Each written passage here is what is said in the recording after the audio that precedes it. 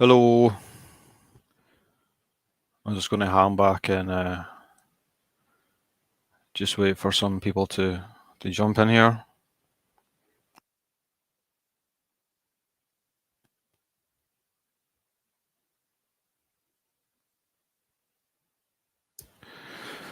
So I thought I'd do a quick, possibly a quick follow-up, maybe a discussion on the Sarah Boone case that I was talking about there a few days ago.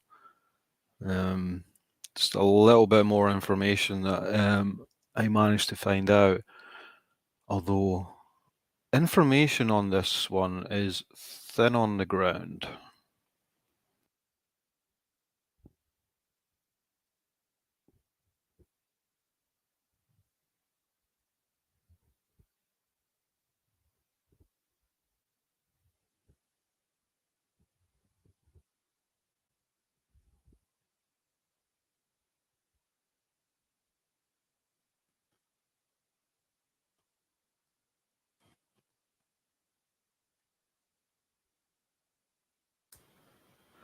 Hi, Crystal. How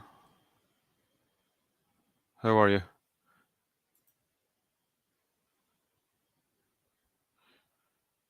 I think you were in the live I did the other day, right? I think you were pretty much on the other side of the coin from myself on this, which is fine. How are you anyway?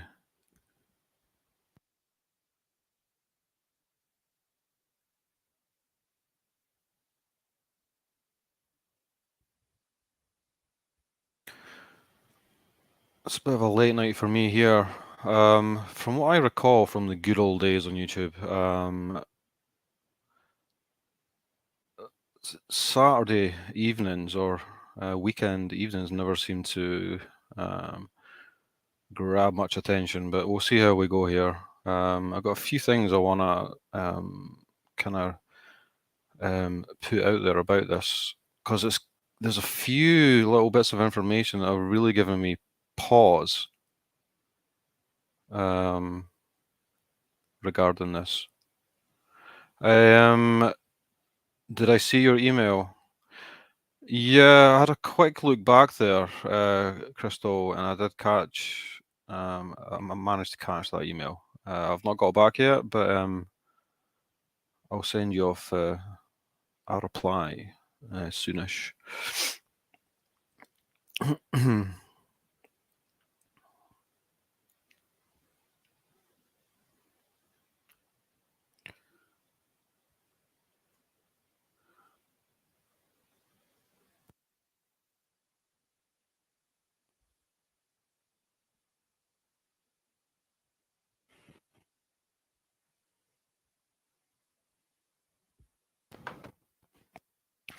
Oh, and I should say for anyone that will be watching this back, I put up the 911 call and a little bit of the media reports on my channel earlier, just as a kind of reference point, so you can hear the whole call from beginning to end, and then obviously you see the footage that she took, and then I managed to get a newspaper report from the Orlando Sentinel, which I'm going to show here soon, which had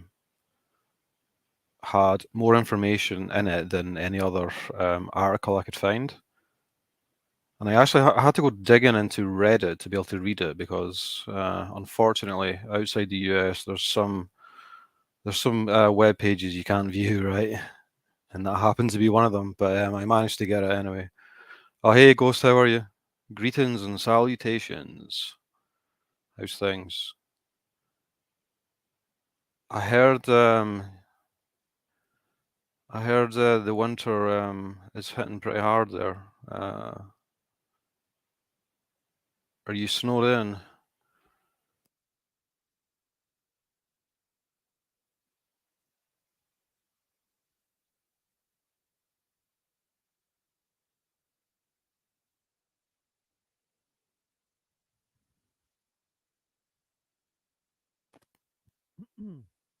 So it looks like it's just going to be us happy few here. So I'll get started here and I'll show you the article here. We are always snowed in here in Wyoming. Okay, so as I say, I got this from Reddit, and it's from the Orlando Sentinel.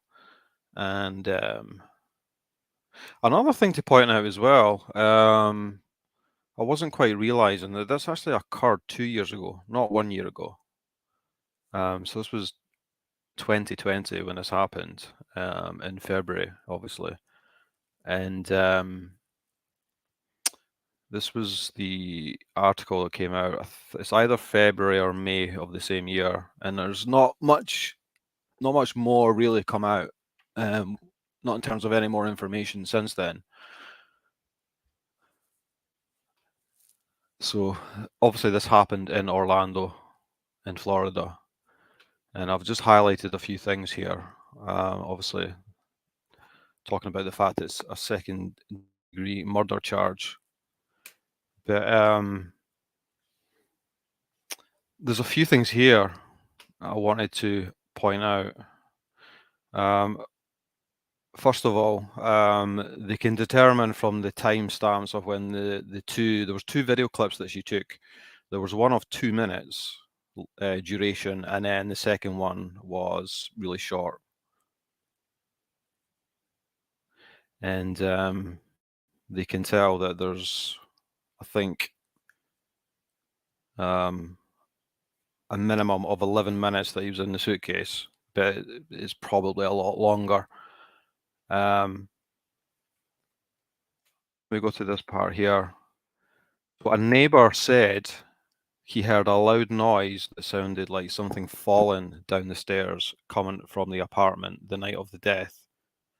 Neighbors said they often complained to apartment management because Torres and Boone played loud music and had loud arguments. Court documents also show they were both arrested in 2018 after a fight. Now, obviously, what sticks out there is the fact that a lot of people, from what I've read up on Reddit, are assuming, obviously, that this loud noise that the neighbor testified to could have been her throwing him down the stairs in the suitcase, right? That's obviously conjecture, but that's kind of worrying. But the most alarming thing here, other than the how horrific this is this part here. Now, she woke up around 11 a.m., she said, went downstairs and looking for Torres, and she realized that she last saw him in the suitcase, opened it, finding his body. And you would have presumed, right, that she would have called 911 quite quickly. But in actual fact here, she said her ex-husband called around 12:50.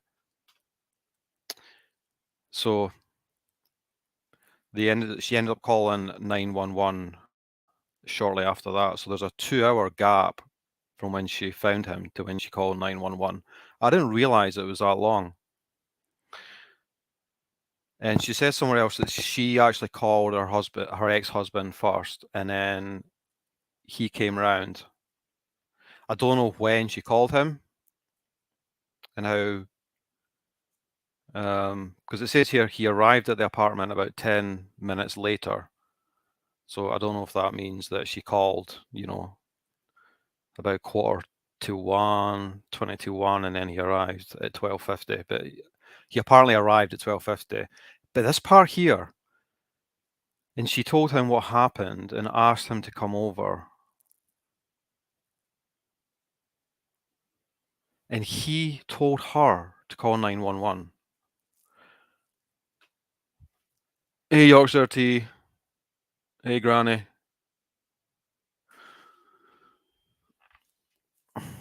So that's pretty staggering, right? The fact that there's a 2-hour gap and that he had to tell her to call. Now, obviously, you can argue she's in absolute shock, right? That'd be my only real kind of argument as to that length of time. Let me just check your comments here, guys.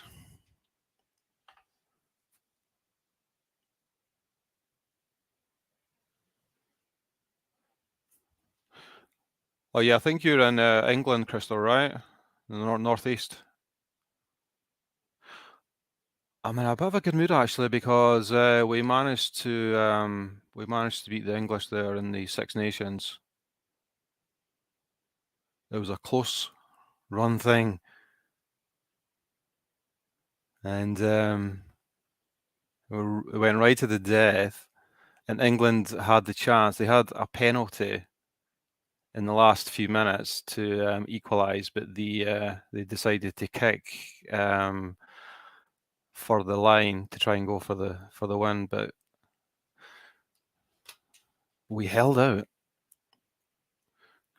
Ghost, I've been thinking about this case since watching your video. What a scary way to die. Oh, it's absolutely horrific, right?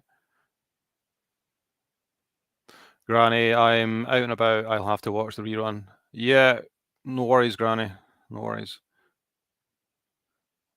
I know you've got I think you're disagreeing with me on this case as well, right? So we can always hash it out at some stage. I'll be happy to do that. She called her ex. Yeah. The ex was probably thinking, damn, I dodged that bullet. What injuries did he have? So he had a black eye.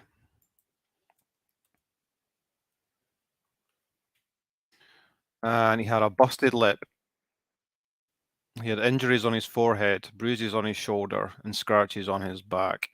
Now, she did say during the interrogation that he was forever running into walls, and she claimed that he fell off her son's bike, and that the scratches on his back and maybe on his shoulders would have come from having sex. Now, you could also conjecture that he could have got some injuries while in the suitcase, possibly self-inflicted, but more likely because in the second video clip, the suitcase is the other way up. It's upside down. So it's like she's flipped him over. And potentially she could have thrown him in the suitcase down the stairs, right? That would explain the injuries. The only other scenario was that there was some kind of confrontation, which to me, I don't think that's likely, because if there was some kind of confrontation, some kind of physical fight, there's no way he would have gotten the suitcase, right? If there was that kind of tension and aggression going on. So I believe that it was completely voluntary, and it was there was no fight before that. So it's either that she threw him down the stairs, or it was the injuries were inflicted through her tossing the suitcase upside down, and maybe him possibly injuring himself, like she says earlier in the day, through falling off the bike and maybe trying to struggle inside. Who knows, right?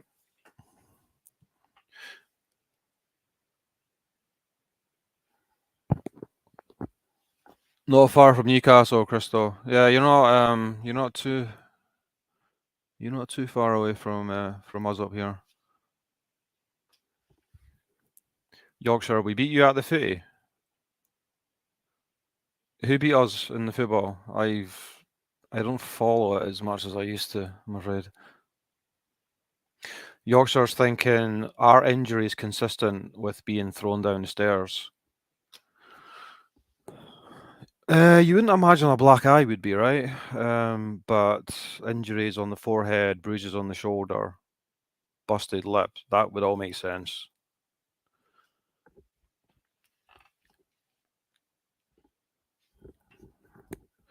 Crystal, could she have put him inside herself? Not sure. Had they been drinking? There's no way that she would have forced him inside a suitcase and managed to zip that up, right? That's just not possible. like no matter how much they've been drinking. Yeah, they had been drinking, Crystal. If you watch the video clips that I put out earlier, she's absolutely hammered. There was two empty bottles of Chardonnay wine that they must have drank between themselves that were purchased on that evening.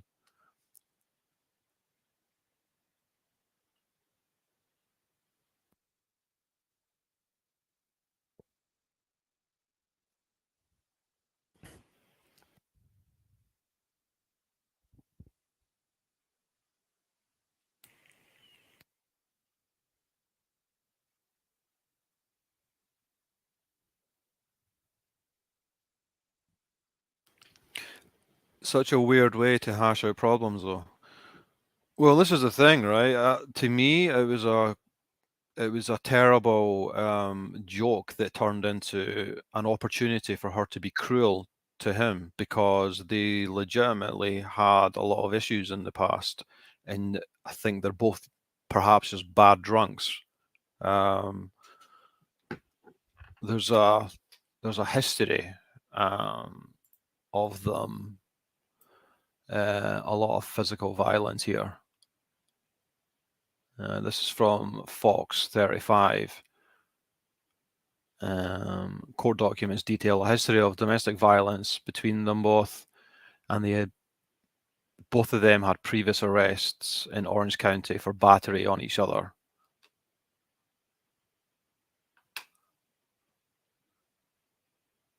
And to me,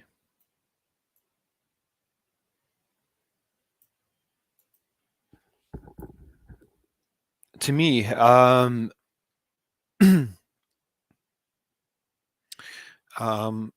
was like I say, it was a case of a stupid game, um, which prompted her to have the opportunity to be incredibly cruel to him and get back at him.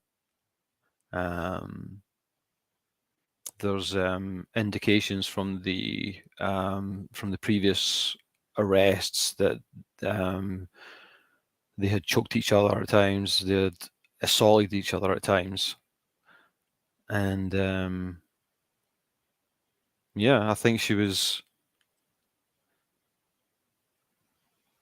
a terrible person, right? And she was being incredibly cruel to him. But I do believe that she did not intend for him to die, and I believe that she simply passed out.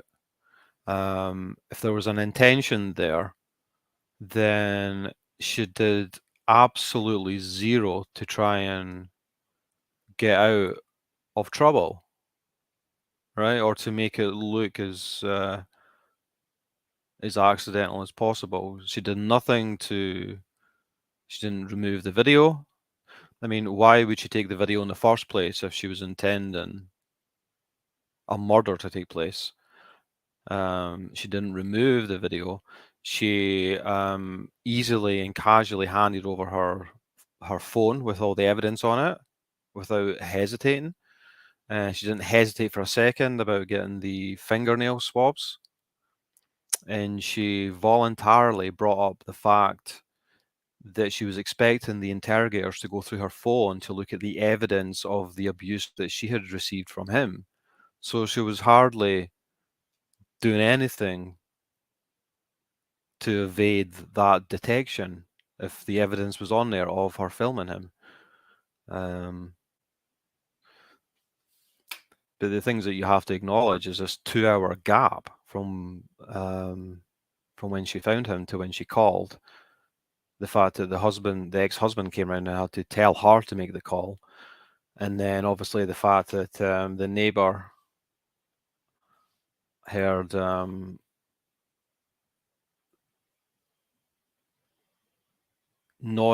noises that sounded like something falling down the stairs on that night, which sounds really bad, as if she's thrown him down the stairs, possibly.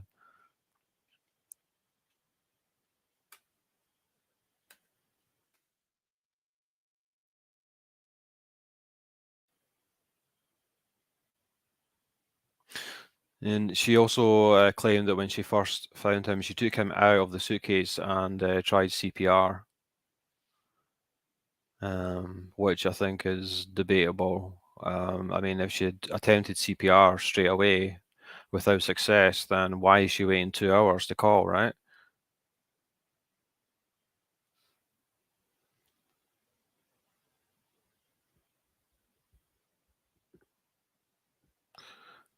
Sometimes it's good to know nothing, really test myself. Not sure about that. Maybe she did. Really not sure. Would that matter in court? Well, it depends what you're referring to, because here's the thing, right? As I've titled this, second degree murder or manslaughter, there's a world of difference between the two. And the key thing is intention. How how are they going to convince the jury that she had the intention to murder him, for him to die? Because that's the key thing. I think they'll lose the case if it's a second degree murder, which is what it is, right? And here's another thing as well. I was trying to find out what's happening with the trial dates, and so I was looking up here on Court TV, and you can see here that at this point in time, it had been tentatively set to begin July the 26th, 2021. And then that obviously didn't happen. And then it was rescheduled for December the 13th, a couple of months ago. But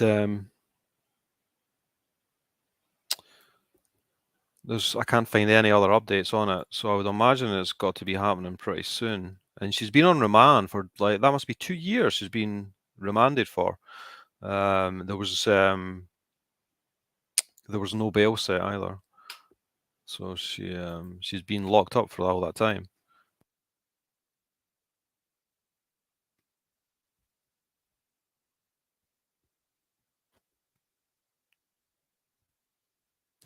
And did she even love him in the first place? Well, people might not agree with me on this, but she sounds believable to me in parts of the interrogation, which I might just show little parts of. Do you have a picture of him? It sounds strange, but you can read a picture sometimes. Yeah, let me I mean, he sounds like he was a pretty troubled guy, right? A lot of alcohol and drug abuse from both of them, and a lot of violence and arrests and stuff between the two of them. But like I was saying in the other show, she comes across to me as someone that at one point was quite a high achieving person.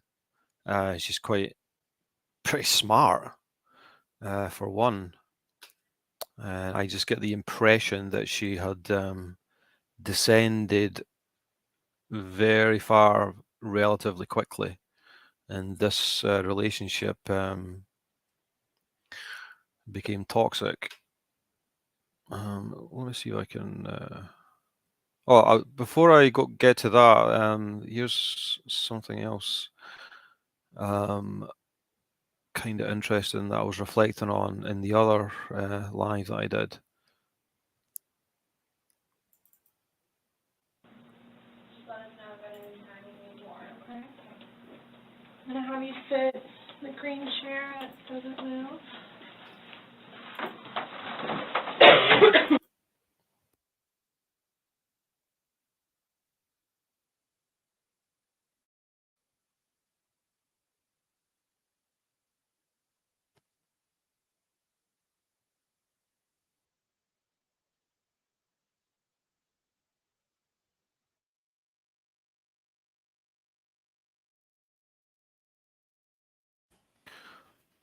All right, I'm so unprepared. So I was reflecting last time about the fact that especially the female detective took an absolute acute hatred towards her. I think she was just beyond repulsed by her, which went above and beyond her professionalism. She wasn't able to hide it. And I think what's undeniable, right, is that they went out their way to make things as bad for her as possible. And what you'll see here is that this is her just about to leave here. She's just been handcuffed and she's about to be taken to into the sheriff's car. And it's literally just round the corner, and then she's out the back entrance, and the media is there waiting for her. So I guarantee you that law enforcement got in touch with their local media to have them waiting for her coming out. Such was the disgust that they felt that they went above and beyond. So I'll just play this here, and there's a clip from one of the news stations, and just listen to what she says as she's coming out. She's asking, why the hell are they videotaping? And they tell her it's public space. Medication. Okay, they have a pharmacy there, so if there's something that you have to have right away, you'll be seeing a nurse. It's panic attack stuff. Well, again, when you get checked in, you're going to be seeing a nurse, and that they have a pharmacy there, so they'll be able to take care of any kind of that stuff. That protocol is out of my realm. I don't work down there, so I don't know, but I do know they do have a pharmacy, and that you will be afforded to see somebody. Okay? Hold on. Yes, ma'am. I'd say no. My bad. No.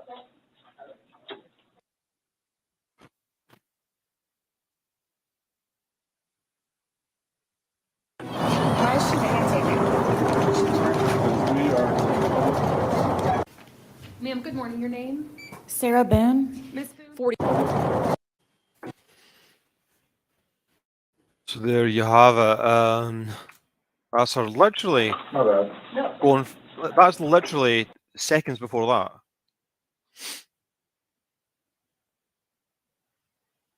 Why is she videotaping?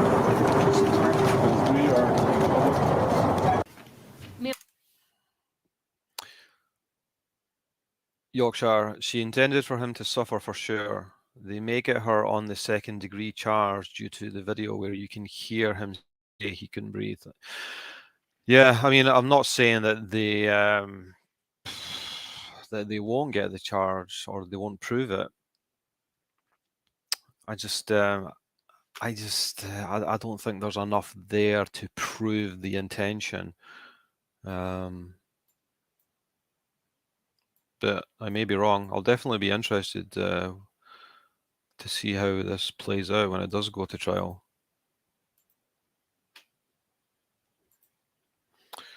I don't trust cops, Rabid. Long story. Not here.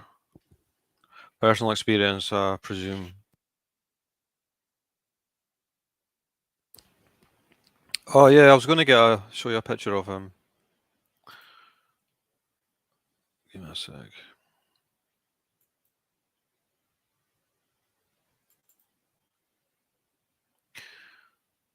That's him there. George.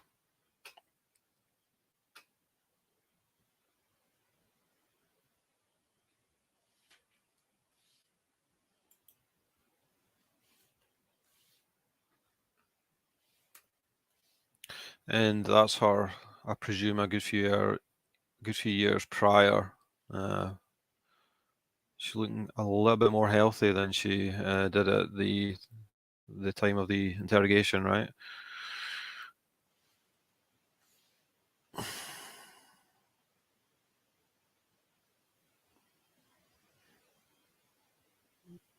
You can see the damage that she's done to herself.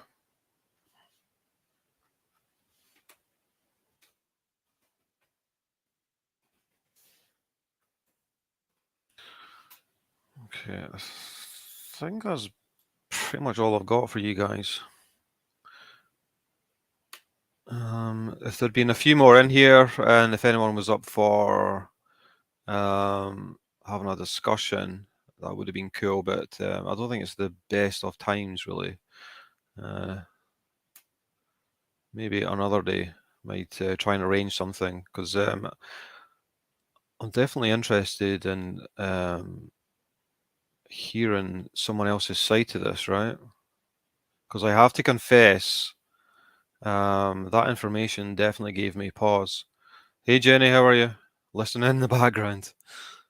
Yeah, I think a lot of people do. How about you, Jenny? What are you thinking about this? Are you still thinking the same kind of thing? Because from what I remember, you were pretty much agreeing that it should be manslaughter and not second degree. And as you see here, she said that she understood that Torres died because of her actions, and she did stipulate that in the interrogation. That's obviously where they're getting that from. It's just the fact of how cold she kind of came across. But someone was asking me earlier if I thought that she loved him, and I do find her believable in parts of the interrogation, so I'll bring that up there.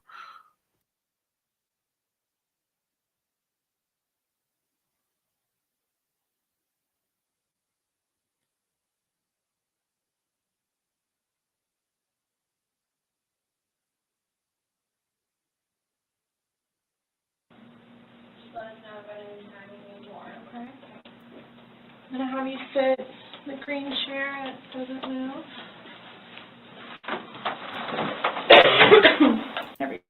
Well, but what do you mean by he believing everything? Dealing with everything else and help. More times afterwards for them to tend to it, from him poking me in the back of the leg. Okay, here's the first part where she kind of speaks about caring for George. Right. So it's, Then why are you still with him? everybody asks me that. When I tell you guys this, I really love him, like I do, and I feel like I can help him. Like, I feel like I could help him, which I did, because he came a really long way from where he was in Philadelphia to moving back to here and to dealing with everything else that he's been dealing with. I've really helped him. I've bailed him out of jail, 3 times. I've gone to every single hearing and every single arraignment, everything that I did for him. Gone to see all his public defenders, go to the state. I've gone to the state. I did everything for him because I'm trying to help him, because I had hope in him. And he was trying. He was really trying. And then he starts to think about things, and I think he gets overwhelmed, and then it's like, the next thing I know, he's drinking. So it's like, oh man, I know where this is going to go, so I'm going to go upstairs. So that's the first part, and then there's another part here I'll let you hear, and then it's up to you guys if you find her believable. I do.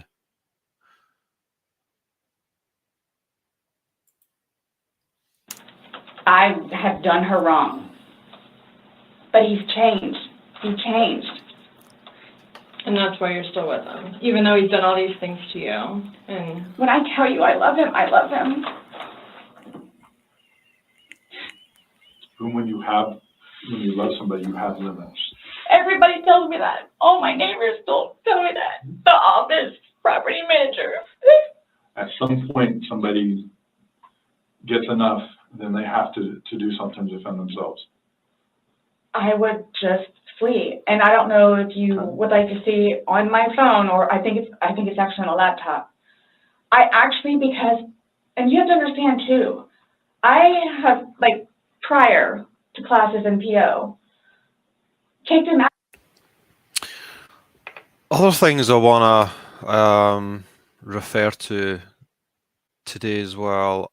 As I was saying before, if you're going to argue intention, then you have to explain why she was so casual about the evidence being on her phone. And as you'll hear here, she's specifically asked if she took any videos by the interrogator here, and you'll hear her reply. but Lucas wasn't there Sunday. Right. So, to your recollection, no videos on Sunday? Not that I'm aware of. Okay. I mean, I get my son, I maybe took a picture of them, the two of Tess and The dogs. and George and them dancing, but I mean, it's just Tess. Mm-hmm. Okay. So I have something that I want to show you that we. As you hear there, to me, she seems to have completely forgotten. She was that hammered that she simply forgot she took that video. That's most likely to me. That's what I'm getting from it. I don't know if you guys agree. And there's another instant that kind of reflects that point as well, near the start of the interrogation. Let me get to it.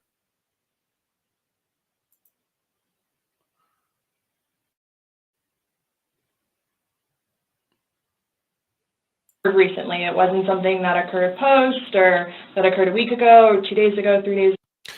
Yeah, you'll hear her here actually draw attention to the phone evidence. You know, like wondering if they're going to be looking through her phone to find the evidence that she's referring to regarding the abuse that she took. Ago, they definitely occurred, you know, the night leading up to when he was. In all honesty, we have not gotten into it. Okay. That's why, like, the only thing I thought you guys were going to ask me about, which I was going to be honest with you anyway, are the scratch marks on his back. Mm-hmm. Everything else, I have no idea what it is. No idea what it is. Nonetheless, I've had my son over the house too, so.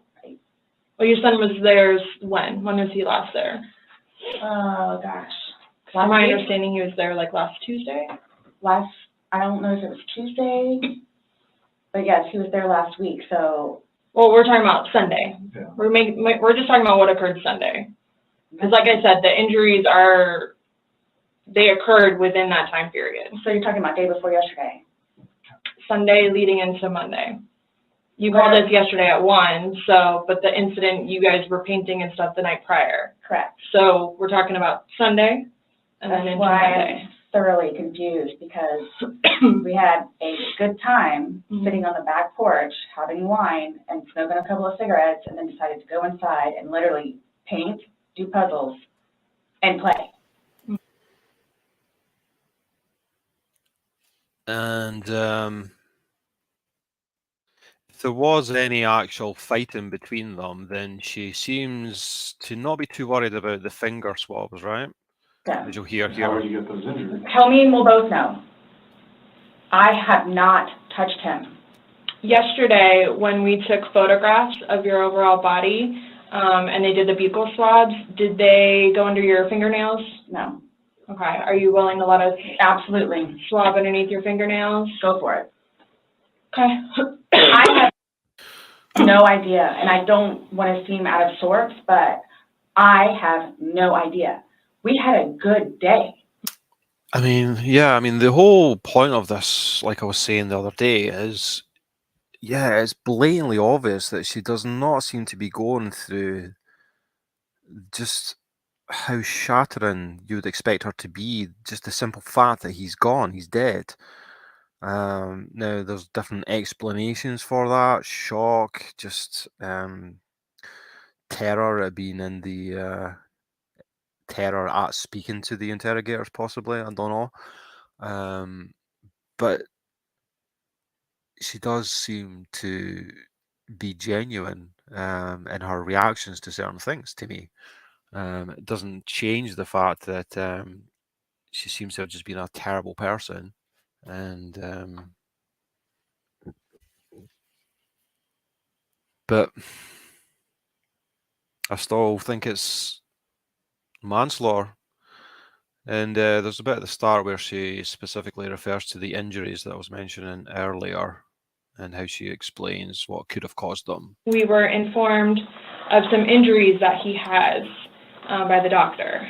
So so he's got scratch marks to his back. I know what that's from. Okay. And it's called a contusion. Do you know what a contusion is? So like basically you're getting hit and then you get a mark from it. You'll get bruising. Like someone hit you or something like that. It's called a contusion. So Yeah, I agree, Yorkshire. She's so defiant, regardless. This is like what I was saying the other day, that her defiance and her kind of sense of pride, both in terms of her insecurity about the alcohol usage and the extent of her problems with it, and also just her natural inclination to not be kind of put upon by others, right? And to kind of defend her corner. Those aspects of her mindset are overriding just the sheer horror of what's happened, and also overriding how terrible it's looking for her and how much trouble she's in. That's what's interesting to me about it. And yeah, you still think she blacked out? Yeah, that's exactly what I think. She's very immature, painting puzzles and Plea. Yeah, they were. I think they were listening to music. They were doing a bit of painting, and they were doing puzzles like jigsaws, I think. And they had a habit of playing hide and seek, I guess. And what she also says as well, which I didn't pick up on in the interrogation, but it's in this article here. If I can find it, she says that she first went upstairs to hide in the bathroom, but he didn't come up, which is sounds a bit iffy.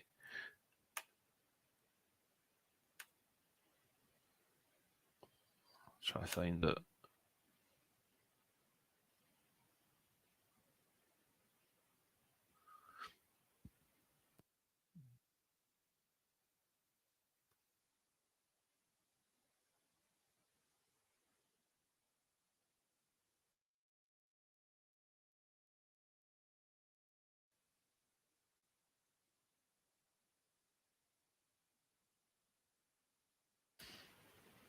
Yeah, that's it there. In the first interview, so that'd be the day before this interrogation. She says that this is the other lie, obviously, that she tells, that they were just drinking a glass of Chardonnay. They had 2 bottles between them, and it was while putting together a puzzle and painting. And when they were done, they decided to play hide and seek. And she said she first hid upstairs in her shower, but he never came and found her. So she went back downstairs. That doesn't really have the ring of truth about it, really, does it? And she used a paper clip to zip up the suitcase because the zipper was broken.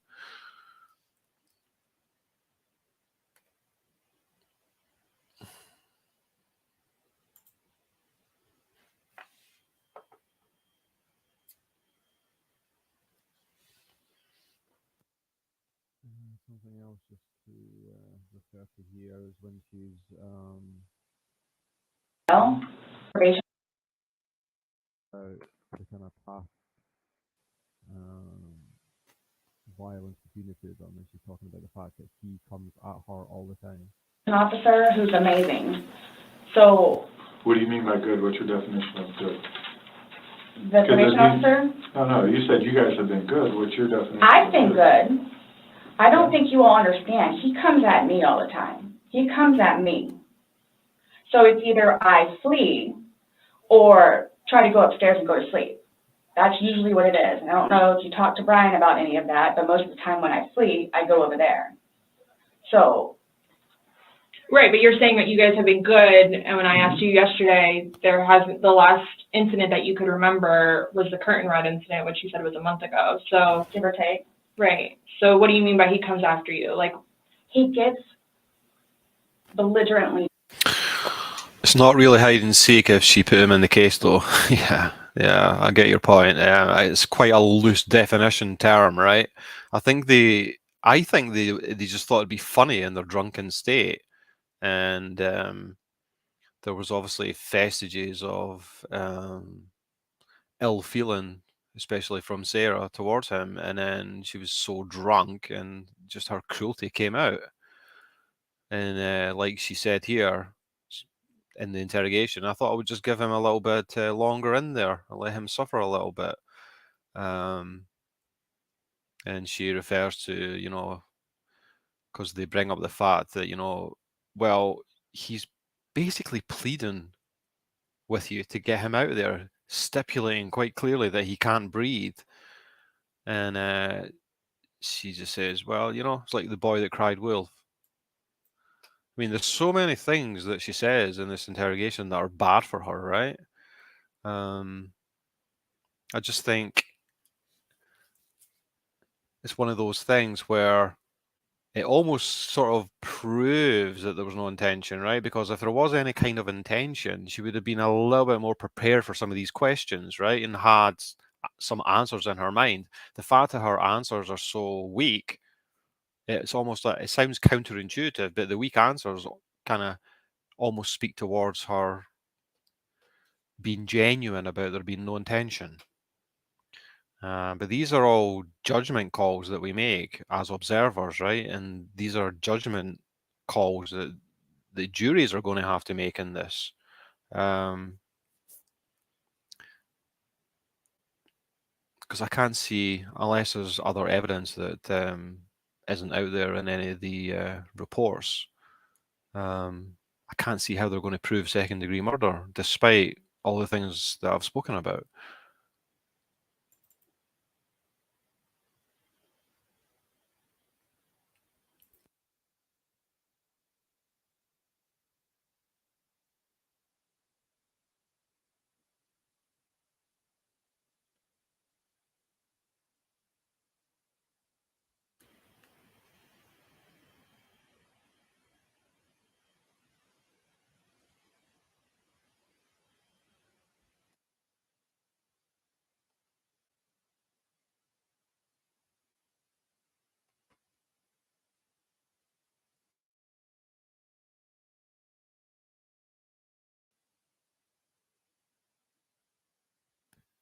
Yeah, that's about there I was trying to find. She said she didn't remember recording the video and didn't think Torres was really in distress, likening him to the boy who cried wolf.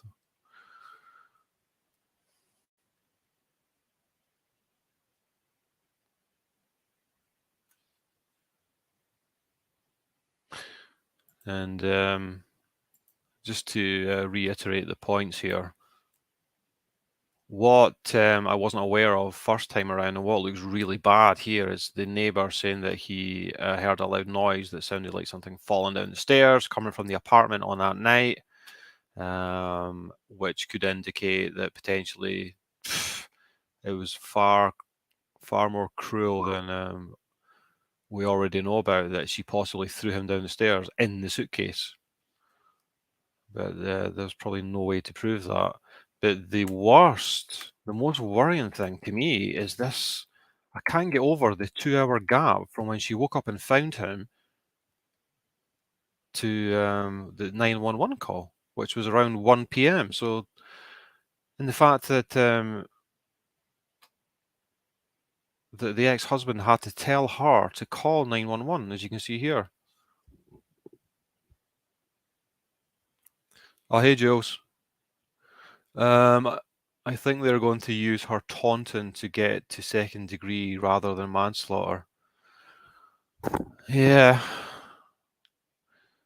It's definitely a grey area though, right? I mean, so much of it is going to come down to the perception and the judgment calls from the jurors. And there's such a difference between second degree and manslaughter, and it all hinges upon the intention, right? His voice sounds very weak in the vid. Yeah. Yeah, that's a good point. Yorkshire, obviously we don't have access to all evidence, but to prove it beyond a reasonable doubt would be hard based on what we know. Yeah, I agree. It is so grey. Yeah.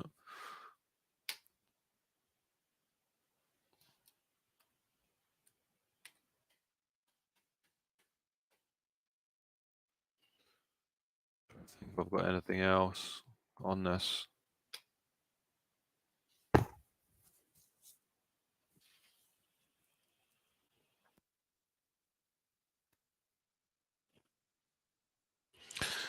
Yeah, I mean, I think I've pretty much put out everything that is possible to know from a public point of view, and the rest of it just comes down to your interpretation. And I think it's interesting to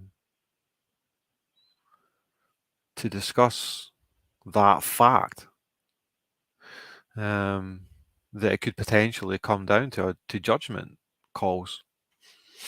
And if that's the case, then the interrogation makes her look absolutely terrible, and some of the plain facts make her look absolutely terrible. So, you know,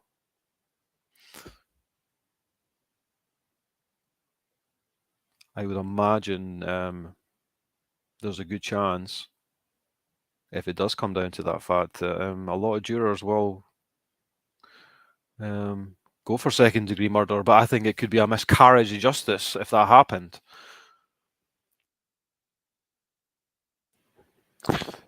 Yeah, that's what I was saying earlier, Jules. The fact that the neighbours said that he heard a loud noise that sounded like something falling down the stairs, and the obvious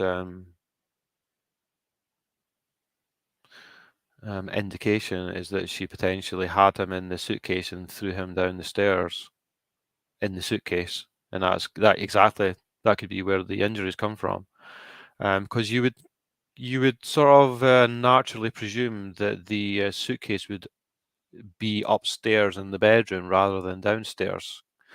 It was an upstairs downstairs apartment. Why would the suitcase just be hanging out downstairs? I think she addressed that question fleetingly in interrogation, and she had some kind of excuse that they had it downstairs, ready to pack up some items to take to sell or to charity or something like that. But doesn't look good, right?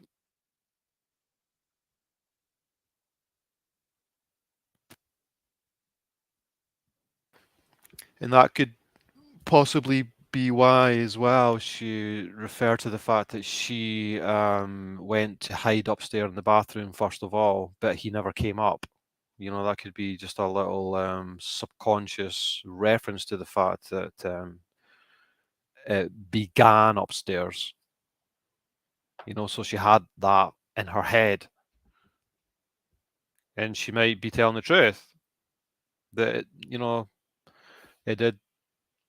The kind of game, the silly games did start upstairs, and then it just escalated, and he voluntarily got in the suitcase, and she pushed it downstairs. And if you look at the clips as well, like I was saying before, in the first clip that's like 2 minutes long, when she's goading him and he's begging to get let out, the suitcase is the right way up.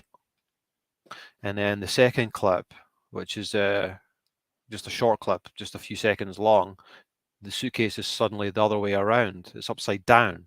So she's obviously flipped it over. And there's also a flip-flop shoe next to the suitcase. So either it fell off her when she was flipping the suitcase around, or she just threw her flip-flop at the suitcase.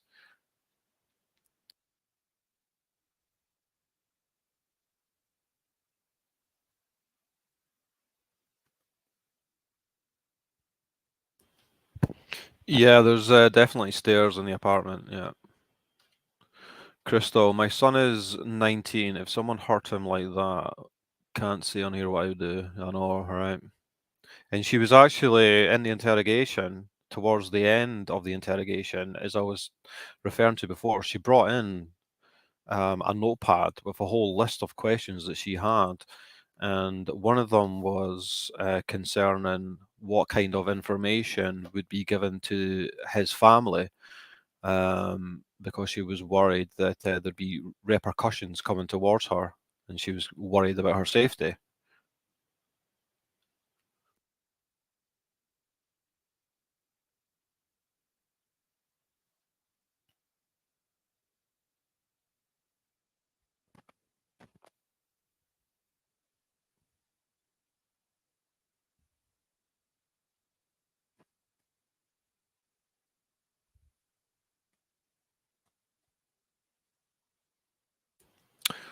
Just give me 2 secs, guys. I just need to mute for a sec.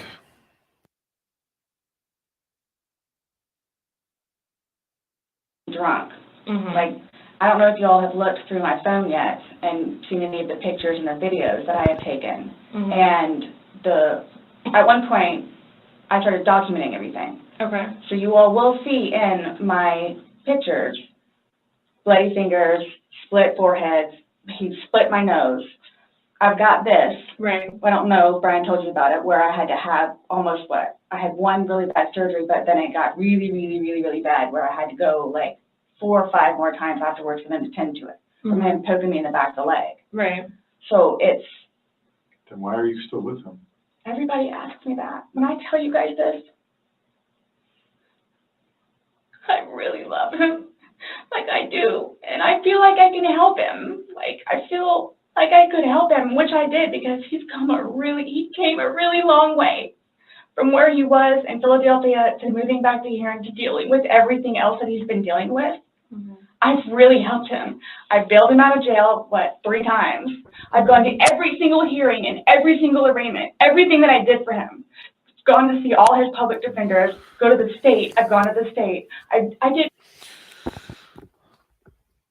I'm just wondering if I can play some of the discussions that were had on a few news programs. I don't know if I would get away with that or not, but I think I'm pretty under the radar, right? So I might just play some here.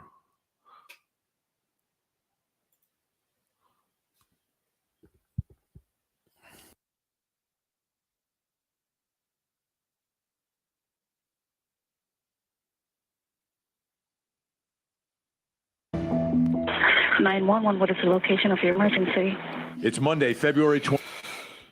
Yeah, so these are obviously from Court TV, which is a great channel, guys. I recommend it. 24th. There's a crisis at the home of Sarah Boone, prompting her to call 911. Is this a police or medical? My boyfriend is dead. Okay, send the line for the fire department. Do not hang up.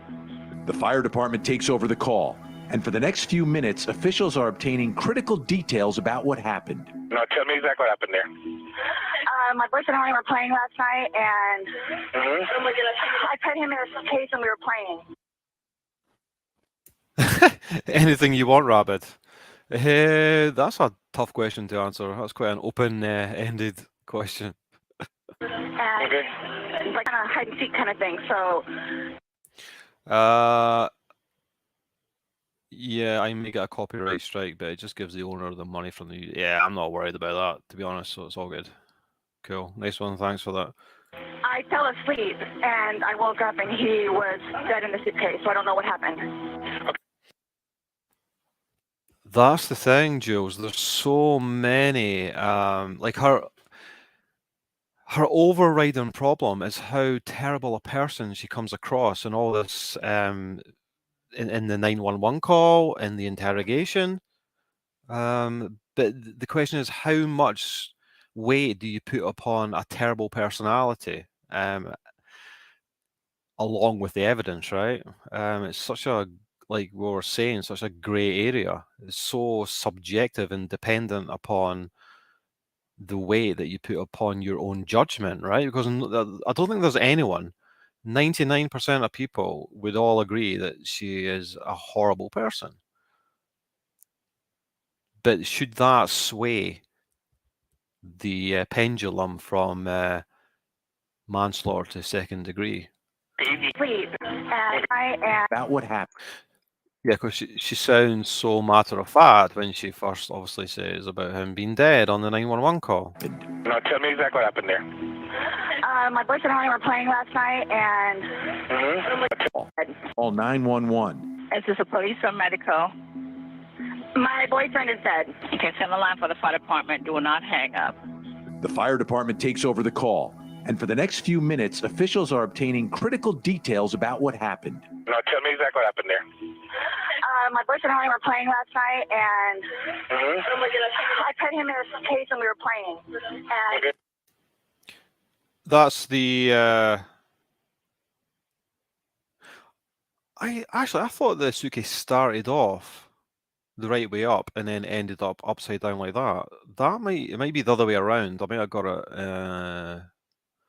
the wrong way around. Like kind of hide and seek kind Because I think that's the first video she took. of thing. So I fell asleep and I woke up and he was dead in the suitcase. So I don't know what happened. Okay, is he hanging from somewhere or what, ma'am? No, I pulled him out of the suitcase. I tried giving him CPR. Fire and Rescue instruct Boone on how to give chest compressions. Just keep on pumping, that's all. Just let me confirm that. Now, I'm not going to play the audio this time. It's too much to hear. I mean, it's on the other upload.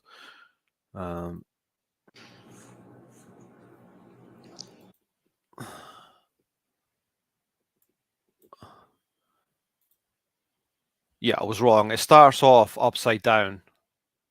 And you can see him struggling, and he's calling out, saying he can't breathe. Please let me out. And she's goading him. She's saying, "This is what it feels like when you choke me." And you'll see here the second clip coming up. Yeah, that's the right way up. And you can see the flip-flop sandal over there beside it. Yeah, I just wanted to confirm that. Let me go back to this.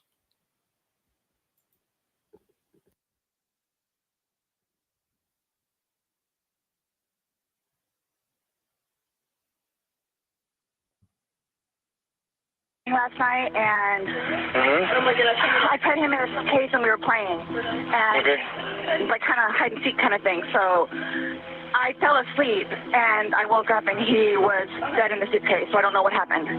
Okay, is he hanging from somewhere or what, ma'am? No, I pulled him out of the suitcase. I tried giving him CPR. Fire and Rescue instruct Boone on how to give chest compressions. Just keep on pumping.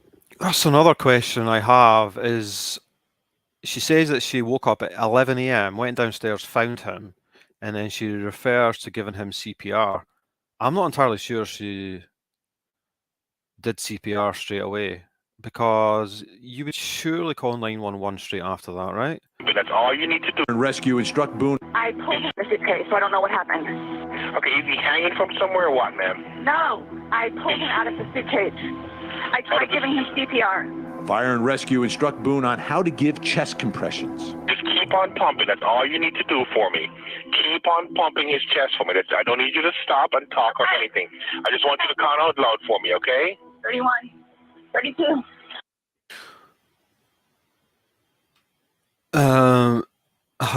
Meaning play news clips. Oh yeah, cool, I got you. Oh my god, it was moving the suitcase. I know, it's horrific. She may very well be something close to evil. Jules, can I give an alternative view? She says he has choked her and caused her to bleed. Maybe she is terrified of him and cannot escape him. Maybe he was put in the suitcase to stop him from killing her. Yeah, it's worth thinking about, right? But I just cannot imagine her managing to get him in the suitcase without him voluntarily going in there.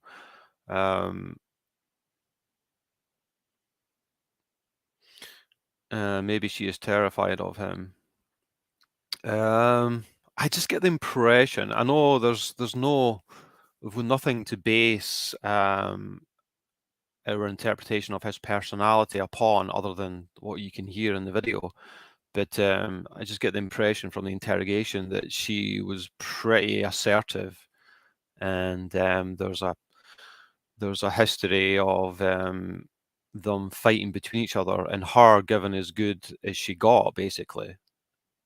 So I just don't get the impression of her being the kind of being terrified of his violence. Yorkshire, if he was abusive in the relationship, then she may not have feelings for him. It may be a mixture of shock and relief. It's a good point, yeah, but I find her believable from those clips I showed earlier of her saying how much she cared for him in the interrogation. But again, that's just my perception. Jules, Suzanne Morphew wanted out. She got disappeared rather than being allowed to leave. That's one of those cases I've just not looked into. Her husband told her to call 911. Oh, hey, Kelly. How are you? We're having a small little gathering here. I'm just kind of putting out the final little bits of information I managed to find on this case, and it doesn't look good. The fact that first of all, the fact that the neighbours heard something loud, which sounded to them that it was something falling down the stairs. So the conjecture is that the incident started upstairs, and he was in the suitcase upstairs, and she threw him in the suitcase down the actual stairs.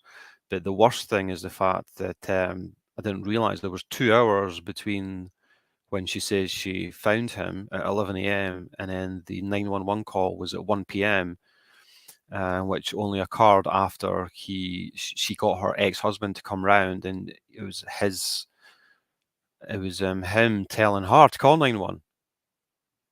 So those are facts that give you a lot of pause. Jules, if she got him really drunk or drugged out, put some Xanax in his beer. Yeah, it'd be interesting to know what the toxicology was. Because you're right, he does sound pretty weak, right? But I guess it doesn't take long once you've been, when you're without air, without, if you're running out of air for that to really affect your lungs, especially if you imagine how bent up he was in the suitcase, his body would have been so constricted for air. And it could be, he could have been in there a good 10, 15 minutes.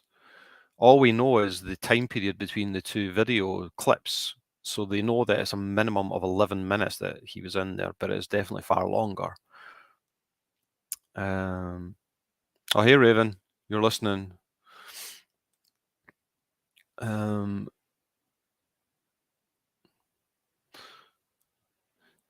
It'd be good, actually. I think myself and Raven might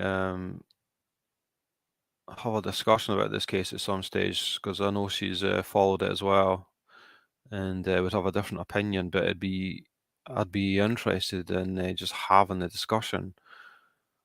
Jules, I did not believe her crying. I thought she was putting on an act. We are so different, Rabbit. Yeah, well, yeah, I have to stick to what I said. That my impression was that she was genuine in that, but I could be wrong. Did you know the ex-husband's name? Yeah, it's George. Oh, the ex-husband's called Brian, and they had one son together, a young boy. I think he was about 9. Yorkshire, I agree. Thought her crying sounded false to me. Switched back to normal voice very quickly. It may be a gender thing too. Yeah, it may well be, right? Please hurry. Okay, man, they're getting here as fast as they can, okay? He's deaf and he's purple. EMS arrived within minutes and advised Boone that her boyfriend, Jorge Torres, had been down too long and there was nothing more they could do. Boone explained she and Torres were drinking the night before and thought it would be funny if he got inside of a suitcase for a game of hide and seek. The next day, deputies returned and arrested Boone and charged her with second-degree murder in Torres's death.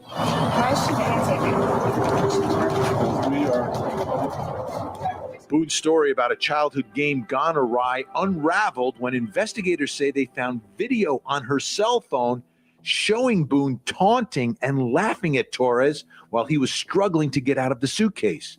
Police say he was yelling he couldn't breathe and asking Boone for help. According to police, Boone was captured on video saying, "That's what I feel like when you cheat on me." I know there's not many of us in here, but I may as well throw the StreamYard link in here if anyone would like to come up and make a few points, because it can be difficult sometimes in chat to really get your kind of point of view across,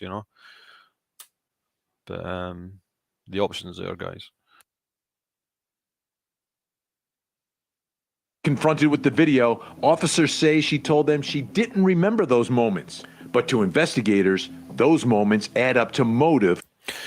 Why is she videotaping? She is so detached.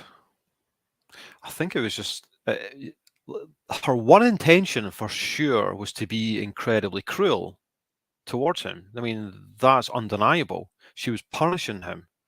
I just don't think that she intended him to die.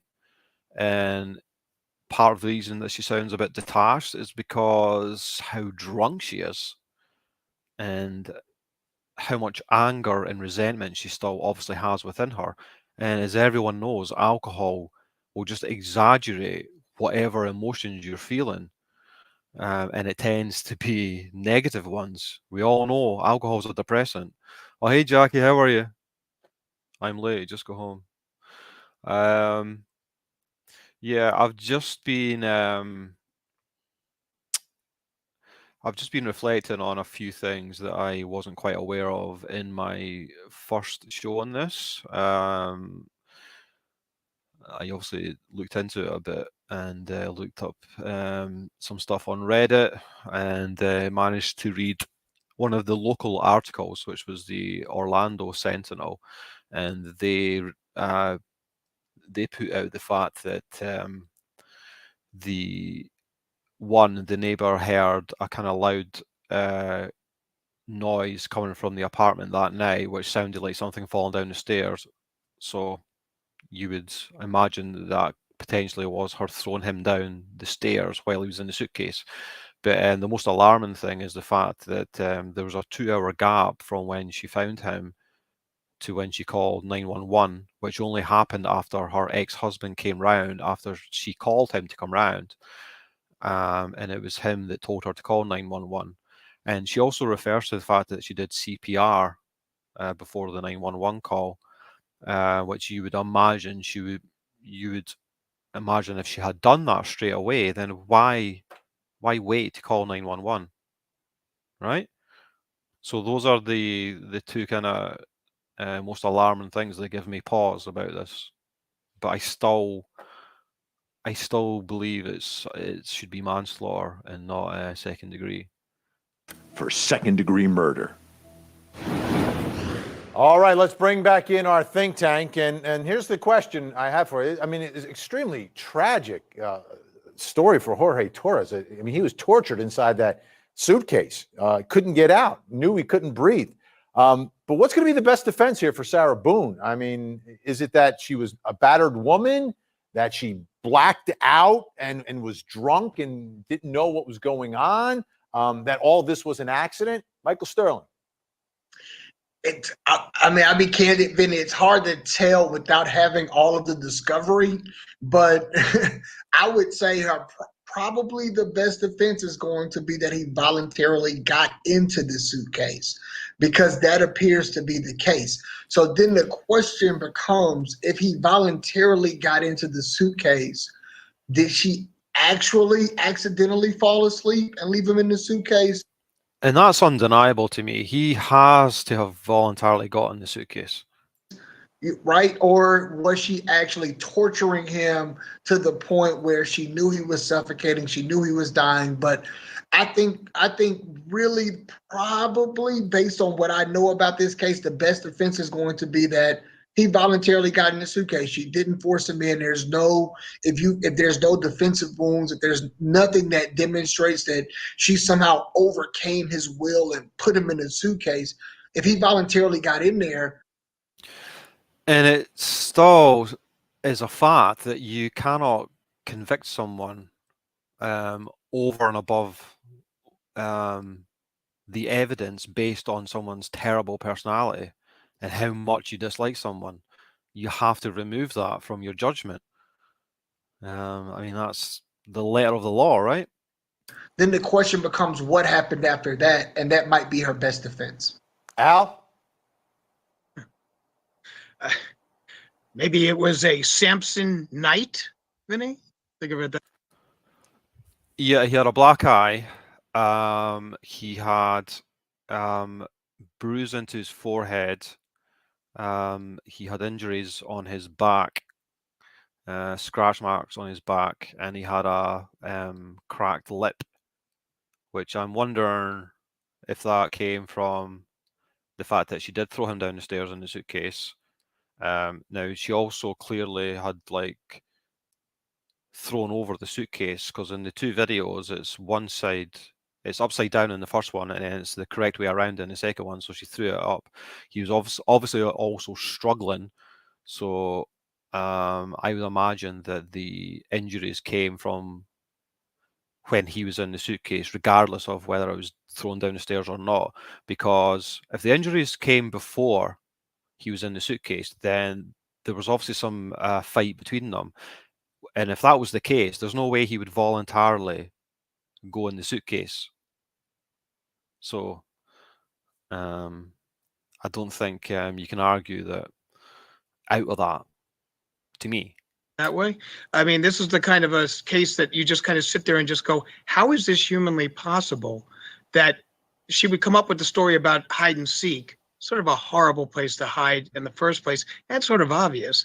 And two, the situation with regards to the fact that she videotaped it and has him crying out that he can't breathe and that you can. Yeah, Raven, I hear your point, but the only difference is there, that cop was physically assaulting George Floyd. So obvious intention there, and the cop wasn't plastered drunk either. No, I think you're right. I think there were also injuries on his body. I'm sure I read that. And like your man was saying here in the in this discussion here, it'd be good to see the actual discovery. And just on that, as I was saying earlier, this has to be going to trial soon, because this was 2 years ago. Initially, the trial date was set for September, I think, last year, and then it was moved to December. So it has to be going to trial soon. See he's kicking inside the suitcase, trying to get out. It's a horrendous thing. I don't know. The only thing she could possibly say is that she was intoxicated, she fell asleep, and she didn't think that, you would lose oxygen in a suitcase. That's about the best I think I could come up with regards to saying it was a joke. I was playing a joke. It was not meant to be a second-degree murder. It wasn't meant to be premeditated. It was at the most reckless manslaughter. And Bremner, what do you think they're gonna? What card do they play here in all of this? I guess all of what we've just heard, all of the above, and I agree with Michael. And the cop did get he did get convicted of the highest kind of degree he could have done, right? He went down from what I remember. I think I missed a lot of that, but if you just remind me, guys, if you can, I'm pretty sure he got put away for good, which was always going to have to happen, right? Too, on his comments specifically, but it's a horrible case. I thought of that Sarah Evans song, you should have thought about this when you were cheating, like all kinds of country western songs. I'd have to respectfully disagree, Crystal.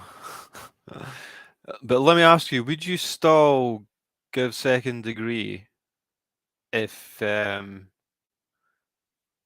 knew it wasn't her intention, but if you're just basing it on everything you've seen here?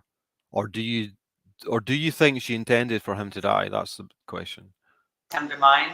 I mean, that's horrible that she's saying, you cheated on me. I'm not going to let you out. She goes over and over again. The only way I think in defending this, additionally to what's been stated, is you try and get that tape out, get the video out somehow. I don't know how. Because she's just not sitting pretty on this one. She's got a very, very tough case. And we all know intoxication usually isn't a defense. Falling asleep, maybe, but intoxication, probably not. Intoxication, it might not be a defense, but it's mitigating to some degree, right? It has to be. All right, let's check the schedule here for Florida versus Sarah Boone. Right now, trial date July 26th coming up, just around the corner, folks. We'll keep you up to date.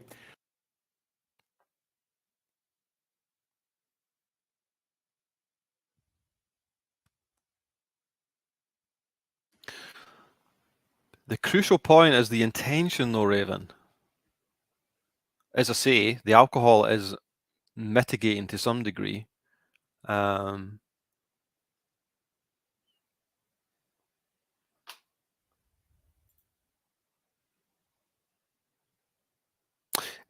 did she leave him there on purpose, though? Or did she black out? And she just lost sense of reality of what was really going on there. And she does say in the interrogation that she believed that there was a gap with the zip. And I think she was making that up. I don't even think she was even aware if it was fully closed or not. I just don't think it was in her head. But I do think that she lost grasp of the actual circumstances and passed out. She says she went to bed at 11:30, and the second video ends about 11:23. So it wasn't long after the video that she went up. Hey, Paws, how are you? Good to see you. Her alcohol consumption is the only crutch the defense has. She was consciously aware. I agree. A sort of sadistic payback. I agree. The opportunity befell her. She took advantage and concluded was justified, in my opinion.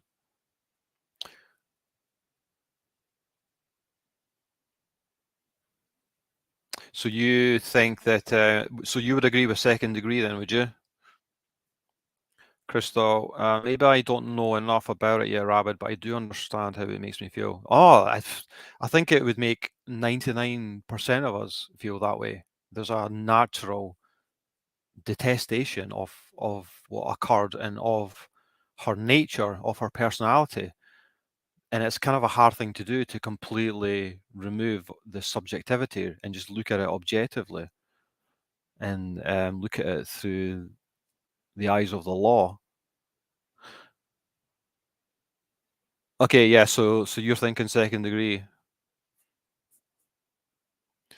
And it's kind of, it's hard and almost impossible to argue against anyone that does believe that, because you're obviously making the judgment that it was intentional. And that's only something that, without all the evidence, that comes down to all our own judgments on this, right? And all you can base your judgment on is the 911 call, some information about their history, the kind of domestic violence, the alcohol and drug issues, and the hour and a half of the interrogation. That's all you really have to make your judgment on whether it was intentional, really.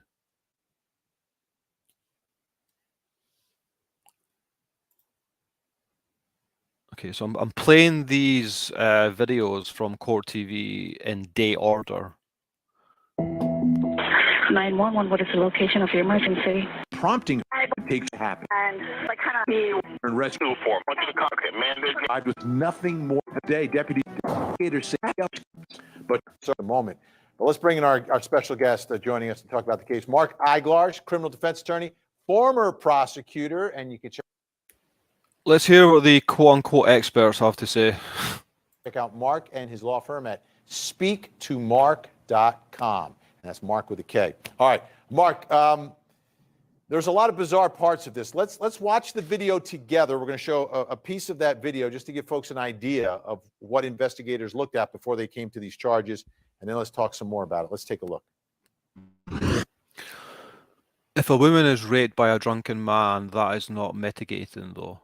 No, I absolutely agree.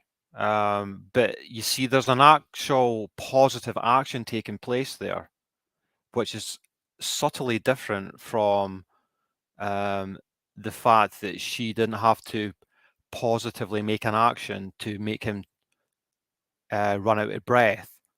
Okay. The case here is that he voluntarily went in the suitcase, and fair enough, she zipped him up in there, right? But is that the same? There's a different scale there, right? From an attack of someone raping someone. And the other thing you got to bear in mind as well is the fact that it's not like she's not going to be convicted if it's manslaughter. It's still a conviction. So she's still found guilty of a crime. She has still broken the law, and she's going to be punished for that, right? It's just, I'm arguing that the scale is different for this. But I could be wrong. If they went down that road, everyone would claim drunkenness. Yep. If they were drunk. And it depends. See, this is the thing, it's so, there's so much nuance. It totally depends upon the actions that occurred to cause the event. Crystal, she knew she made a video, might be a tricky one, this in the course. But as I was saying, it appears that she completely forgot that she took the video. Because point one, if she intended for him to die, then why, number one, did she even take the video? But number two, why did she not remove the video from her phone? Why did she have no problem handing over her phone?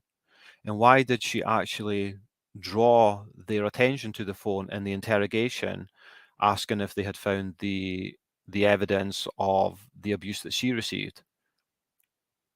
If she had intended this to happen, then you think she would have preempted some of these issues, right? I think it argues to the fact that, as she states in the interrogation, that she had completely forgotten that she took the video.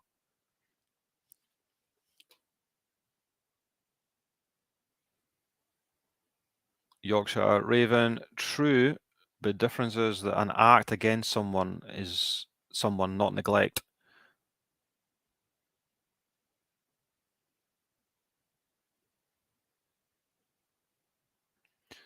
Jules, but the jury has to believe her. I'm not sure that's a great point. That's what I'm thinking as well. I think there's a good chance she will get convicted, but I believe it would be a miscarriage of justice based on the evidence that we have, right, without looking at the discovery. Raven, possible, Yorkie, but if a person is saying they can't breathe and she did nothing, how can this be manslaughter?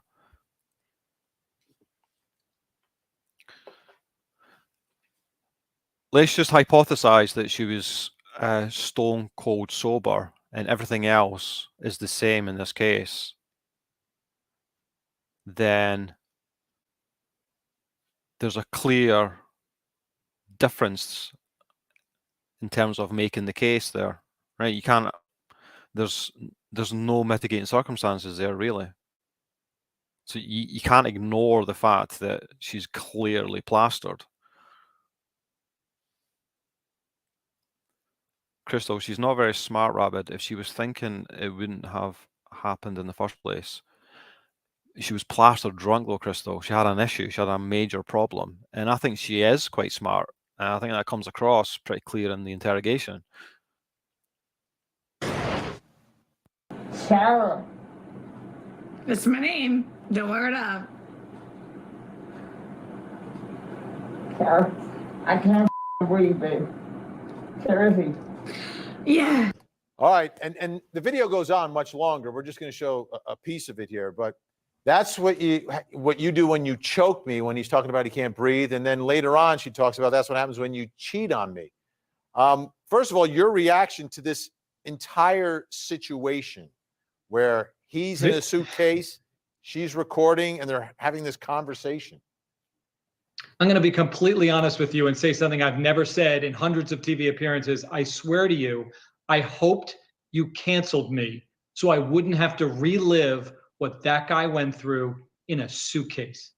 I thought I had covered all the worst ways to die. Well, I can't imagine what these jurors are going to think of that woman who did not assist him in getting out of that suitcase when he said he couldn't breathe. Hear, hear. This is hard to watch.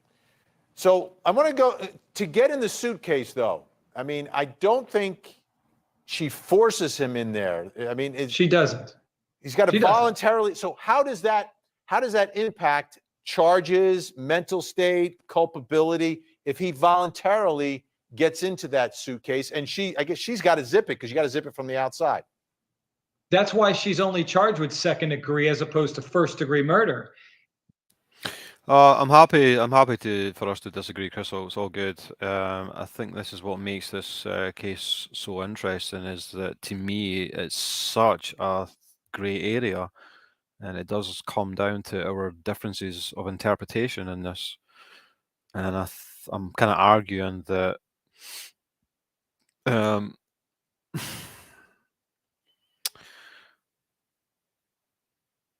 that you have to accept the fact that you're placing a huge amount of judgment upon the way her personality comes across on top of the actual evidence that we have. But it's damn interesting nonetheless to discuss that grey area. Failure to render aid. Yeah, true. She was comatose. That's why. But yeah, the 2-hour gap from when she initially found him to the 911 call points to that as well. Failure to render aid. And I'm surprised, to be honest, that didn't come up more in the interrogation. They didn't really pin her down on why there was such a length of time. I think that was their one big mistake during the interrogation. Because I've heard it a couple of times, and I'm positive that wasn't nailed down. You know, you would imagine they would have to get her excuse down for the record. You know, with a view to the trial that would be coming up, and that can change charges. Yeah. Oh, exactly, Crystal. We're adults. We can we can agree to disagree. What they have to show here in Florida is that she had a depraved heart. So it wasn't intentional, but it was reckless. It was a reckless disregard of human life or property. In other words, she didn't know for sure he was going to die, but she didn't really care, is what they're going to argue. Now, I listened to her voice. In her statement, she said they had been drinking. I mean, she sounds absolutely like she'd been drinking, but I don't know what the toxicology is. Like, put it this way, right? Just replace Sarah Boone here and everything you know about her and the way she comes across, and just put in her place a kind of a ditzy 30-something pretty young girl who's got no history of any substance abuse, no history of any domestic violence going on, and they were so apologetic and in horror during the interrogation. I don't even think they would have given her, this imaginary person, the second-degree murder charge. I think they would have given her the manslaughter charge. And the only difference between those two scenarios is how terrible her personality is. And you cannot, in the law,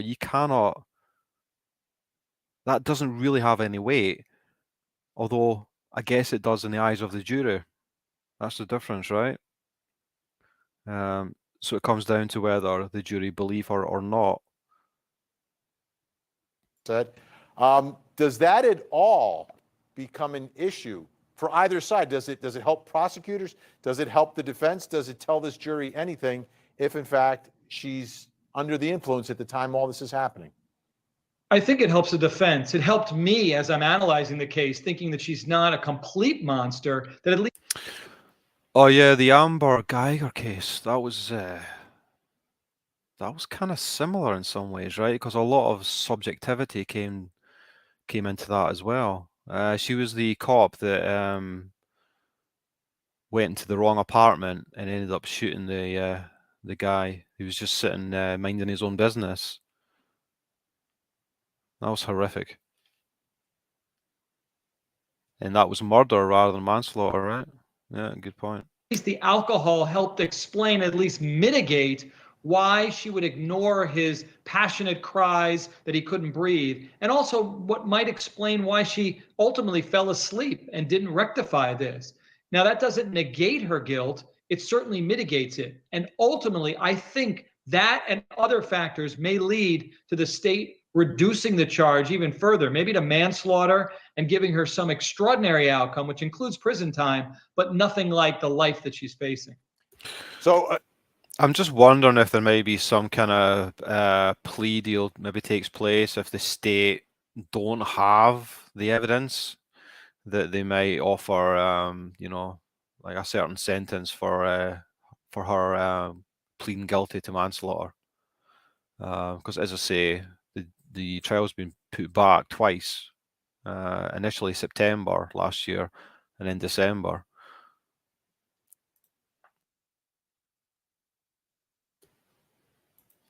You're looking at this, and from your experience, you think this is one where, prior to going to trial, that this Yes. is one that, hey, there's going to be some offers because this is such a unique set of circumstances and state of mind issues that this might be a negotiated plea here? Absolutely. In other words, if I'm representing her, what I do is I put together a mitigation package, and I make it very clear that there were circumstances that evidenced negligent behavior, like culpable negligence, which is manslaughter. So that would cap it at a maximum of 15 years in prison and 15 years of probation. That's the ballpark that I would want her in, not second-degree murder, because we go to trial on second-degree murder, she's getting potentially life. So you want to avoid that. I would argue for manslaughter and work out some term of years that's acceptable to the next of kin. Now, you mentioned the passing out, right? That she, and I think it's very possible she may have passed out. That's another good point, right? If they did go for the plea deal, the family would have to agree to bring the charge down, which might not happen. Because she does make a call in the morning to 911, right, when she wakes up. But when you pass out, the fact that she passed out from alcohol, does that play into any sort of a defense here, or is that in the same pile with the drinking mitigation? I think you throw it in also as part of the defense. In other words, it wasn't reckless behavior, you would argue. She was just so already impaired that she wasn't all there. So how could she really be held accountable? Look, don't kill the messenger. That's what I would argue, but I would want to avoid making that argument. The prosecution would probably... Agreed, Crystal. Agreed. She may have to move state or move country. Just see, that's one other point I want to bring up as well. If there was intention, then why? Oh, I lost my train of thought. It'll come back to me. Probably bring in their extensive history of violence, where they've both been pretty nasty to each other, and that might play a role also. It's just...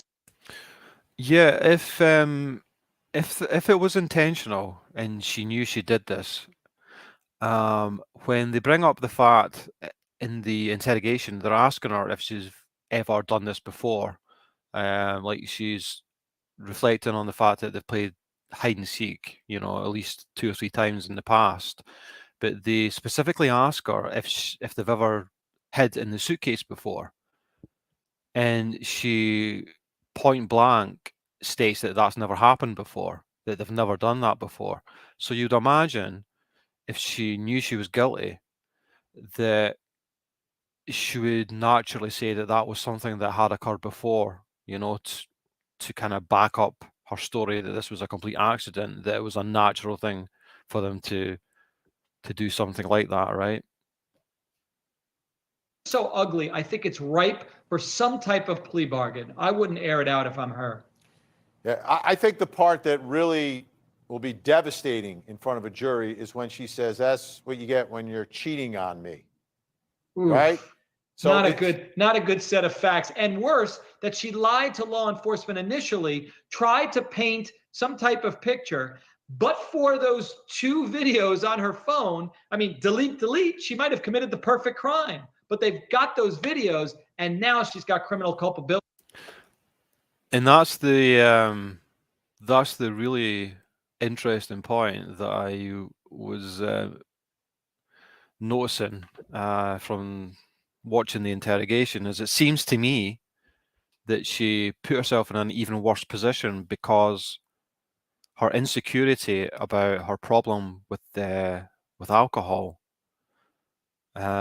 blinded her to admitting certain things that were natural for her to admit. You can't argue it's a mere accident. Right. And is she locked into that hide and seek story from the 911 call? Well, she said it. She said it. You know, her attorneys can say, well, she was drunk when she said that. Now, upon reflection, here's what really happened. But look, these are bad facts. You know, you put somebody in a suitcase, or they go into a suitcase, you're responsible for them. You know, and ultimately, this would not have happened but for her unzipping that suitcase. The argument on the other side is, look, he did it voluntarily. They were playing a game. They were both impaired, and it is just a tragic accident. You know, what do your jurors think? What does the court of public opinion think? That's pretty much what jurors may do in a case like this. Yeah. Now, the other thing that she does say, though, is she says, this is like when you choke me. So is there any defense going down that road? Kind of like, you know, I'm an abused not spouse, but abused girlfriend. And, you know, I'm the victim of domestic violence here. And this was my way out of all of that. It cuts both ways. For sure, you'd want to argue that she's a victim of domestic violence if the judge will let it in, because what you're doing is you're saying this wasn't the greatest guy, and you're essentially, don't kill the messenger, trying to devalue his life to some extent so the jurors feel a little differently about her. But it cuts the other way. It's like you then intentionally, there's some spite. There is that depraved heart because he had done some things to you in the past, and now it's payback. It's not as innocent as you're saying. You had anger in your heart, and that could support a second-degree murder conviction. Yeah, I think it could almost go to first degree. Like you could argue that there was, like, she tricked him into getting into that suitcase, was angry about the cheating. Yeah, but those aren't the facts. Easy. I mean, you know. There's no way you can argue for first degree. I mean, for first degree, you have to prove that it was actually planned and there was malice or foresight or forethought. There's just no way. I'm saying she's got enough to deal with. Those clearly were not the facts, right? He got into the thing willingly is apparently what they're suggesting. You change the facts and sure, now you're looking. No, but there's the point though, Crystal. They were both abusers. They both abused each other and themselves. No, but willingly, but you know, in a trickery way where she's not. Well, we'll see. Second degree is life, though. Second degree is life in prison. So could definitely be life. Yes. Serious enough. Yes. Mark Aguilar, speaktomark.com. Awesome. Thank you, sir. Appreciate it. Thank you, brother. Always. As I say, I'm going and officers, I feel like. As I say, I'm going in a day order here from the discussions that were on Court TV. I've not seen all of these yet. Let me bring this up.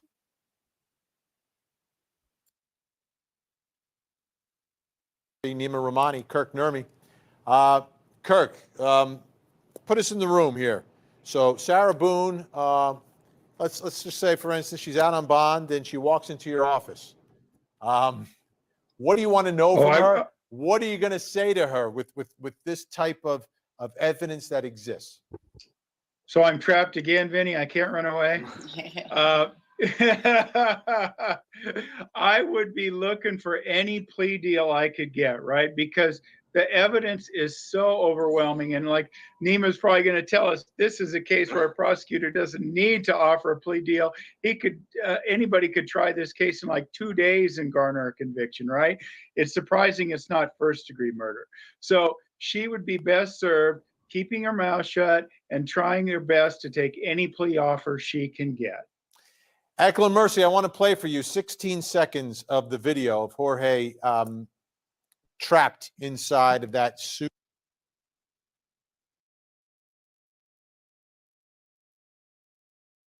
And the jury's waiting to hear from you, Eklund. Oh, I'm not taking this case. No, not This that you is have to one of take the those- case, but there's going to be a defense. Is that the Kurt Nurmi from the Jodi Arias case? This guy? You gotta be kidding. It is, isn't it? I thought I recognised the name. Oh, no worries, Yorkshire. No worries. Defense. There's No, going the to be a defense- defense. What on earth? How are they going to explain that video? The only way I can see is if you may try to do voluntary manslaughter, meaning that Good night, Yorkshire. Thanks for popping in. I might possibly, if someone's up for having the discussion on this, maybe do one more live on this. But I think I've kind of pretty much said everything there is to say about this one. So I'll probably move on to another topic next after this. But we'll see. she had some type of relapse from the moment he was cheating, and then had the opportunity immediately when he was in the suitcase. But even that would kind of fall because this man is dying, and legitimately all she had to do was run the zipper up. So that's going to be really hard to be able to talk to the jury that all she had to do was take the zipper. She's the one who placed him in there, had to zip him up in there. But she didn't place him in there. How can you make that argument? There's no way she placed him in there. He has to have gotten in there voluntarily. Now, you have to completely agree that what she did thereafter was incredibly cruel. She may have thrown him downstairs in the suitcase. I'm prepared to believe all that, right? But there's no way you can convince me that she forced him into that suitcase. So you can't say she placed him in there. That didn't happen. No way. And all she had to do was unzip him. And the first thing she said when she called 911 is that my boyfriend is dead. So that assumes that she already knew he was dead. So I don't see, Yeah, because she waited 2 hours before calling. He was clearly dead. Why did she take that long to make the call? And I've not heard anyone really dive into that point. the only thing is maybe temporary insanity.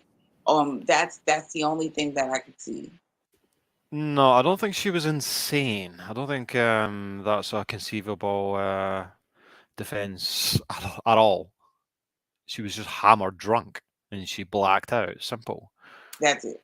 All right, Kirk Nurmi, how will the prosecution explain how he got in the suitcase? Because there has to be some level of voluntarily getting into the suitcase. I mean, it's not easy unless she has a gun and she forces him in, but I don't think exactly there's any evidence of something like that.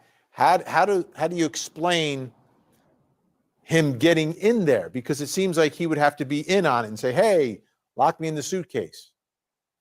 Well, I don't know that they have to fully explain that. I mean, it could have been hide and seek. She could have tricked him into it. They could have been a joke. Hey, could you fit in here? Whatever it is, that's probably a very small issue in this case, because as Eklund just said, we see her there. He's in this suitcase. She's taunting. She's laughing. All she had to do was unzip the suitcase. So how he got there, it's a question of maybe that's why they didn't charge first-degree murder, because maybe they didn't have evidence that she placed him in there with the intent or enticed him in there with the intent of killing him. But that's really the only issue that I see there. The prosecutor, that's going to be a sub issue. Yeah, but there's no other evidence whatsoever of any planning at all. All we have is her terrible reactions and personality and decisions. It's going to be that video is going to convict her as quick as can be. Nima, do you think it's at all an issue? Yeah, of manslaughter, not necessarily second-degree murder. For the prosecution, the fact that, there has to be some level of cooperation going on here.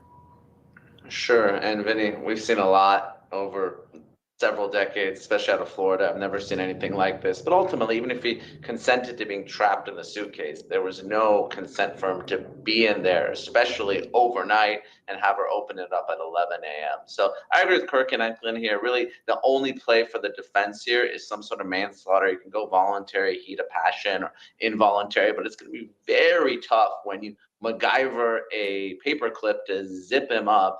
You leave him there for hours and hours, and ultimately you taunt him as well. So very tough if you're the defense attorney. You walk into the DA or the county attorney there and you beg for a manslaughter deal. They're not going to give it, and you maybe try to beg and plead for the jurors to give you one. Not going to happen. This is going to be another easy conviction. All right, we've got a trial date, folks. Take a look on the screen. All right, we've got a pretrial hearing November 30th, a trial date December 13th.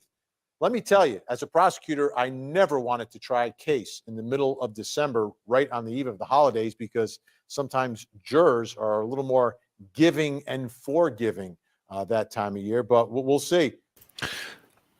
Just before, I've got one more to play here of the most recent coverage on Court TV.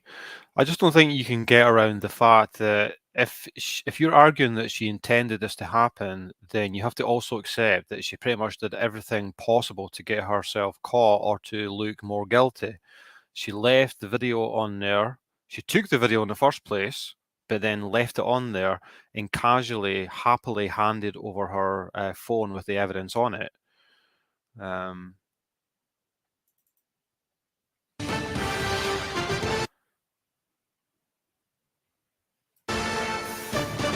Sarah. Video to see if there's anything that she to her, and I want to show you her interrogation video to see if there's anything that she says that might help her at her trial. This morning we went to his autopsy, and we were informed of some injuries that he has. He fell off my son's bike. Okay. So I don't know. And he's notorious for running into the wall. All honesty, we have not gotten into it. Okay. That's why, the only thing I thought you guys were going to ask me about, which I was going to be honest with you anyway. And just to emphasize my argument is, again, if those injuries were caused by a fight between the two of them before he ended up in the suitcase, then the fact that there was a fight means there's no way he would have willingly gone in the suitcase, right? If there was that much angst going on between them that night. Are the scratch marks on his back. Mm-hmm. Everything else, I have no idea what it is. But you said you guys have been good.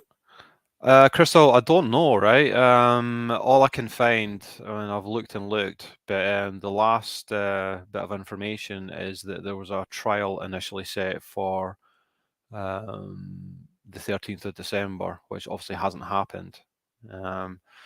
So I'm assuming it can't be long until it's going to trial, unless there's some kind of plea deal worked out. What's your definition? I've been good. I don't think you all understand. He comes at me all the time. He comes at me. So it's either I flee or try to go upstairs and go to sleep. Have you guys ever played you said you played hide and seek like probably 3 times in your relationship? Mm-hmm. When you have played, have you ever zipped him up in a suitcase prior? No. Okay. So it was just kind of like that prop was there, and it was there, yes. And it was in play because... Why do you say it like that, though? I would never do that. To your recollection, no videos on Sunday? Not that I'm aware of. Okay. So I have something that I want to show you that we found, and it was from your phone. Mm-hmm. Do I have to watch this? I continuously throw up. I don't sleep. I don't want to see it, if that's okay. Well, it's on your phone, and you can either explain it or we take it for what it is. Yeah. That's you, your voice. Stupid. Sarah. That's my name. Don't wear it up.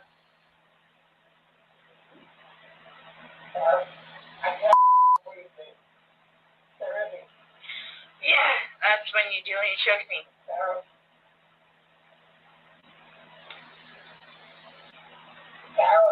I don't want to watch it, please. Okay. He's begging for you to let him out. You're laughing in the beginning, and then in the end, it sounds kind of like a... No, it's not malicious. Well, saying you, It's not malicious. then what is that? What does you mean to you? All right, Renee Hill. Did she say anything that might help her? I don't think she said anything that's going to help her. I mean, she's saying the words, but the body language and everything.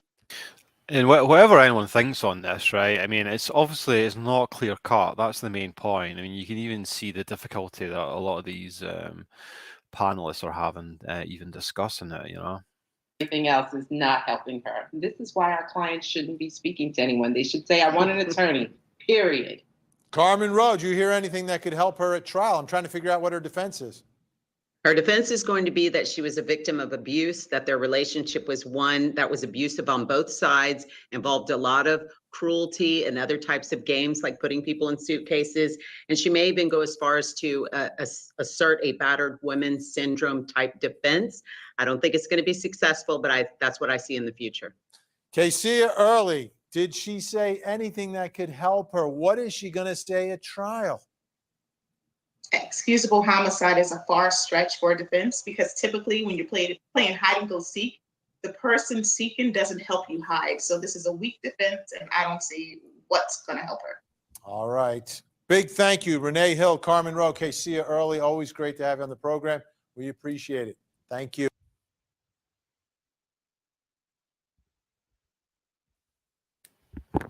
All right, guys. I think that's all I've got. One last call if anyone hanging around here feels like they would like to make a few points. There's a link. As I say, I might try and arrange something and have a discussion about this maybe at some stage. But there's not really anything more substantial to put out there on a video. There's a few other interrogations and a few other topics that I'll be covering at some stage. But if anyone has the inclination to come up and make a few points, then I'm here to hear it.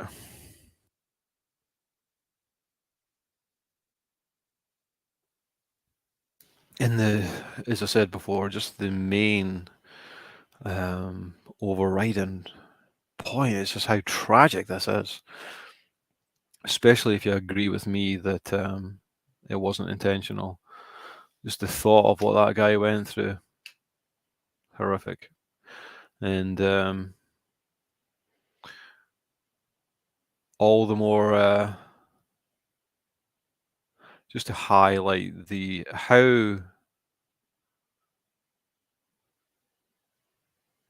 how much a terrible addiction or self-abuse can destroy someone's life. She's obviously destroyed a lot of people's lives, including her own, obviously, because I still believe that that would never have happened if not for the intoxication. God.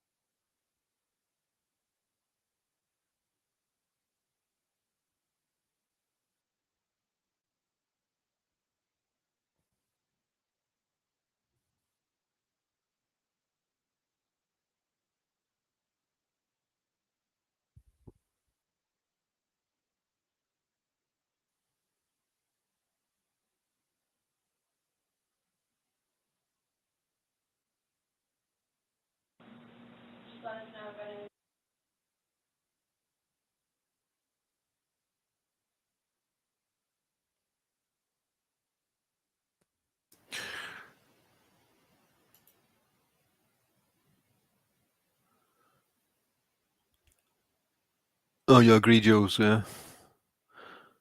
Crystal, if you email me back, I will give you some info you might be interested in. Like I said, needle in a haystack. What information on this, or I presume some other case, right? My email's on my channel. It's in the description. I'll just put it out here.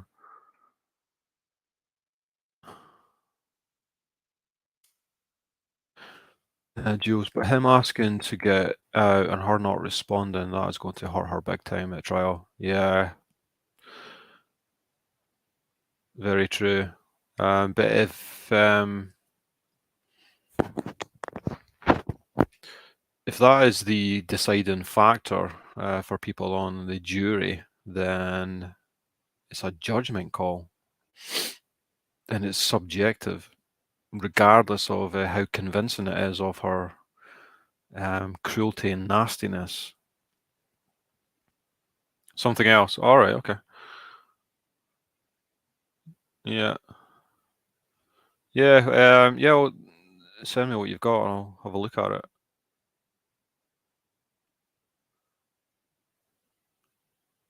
But as I say,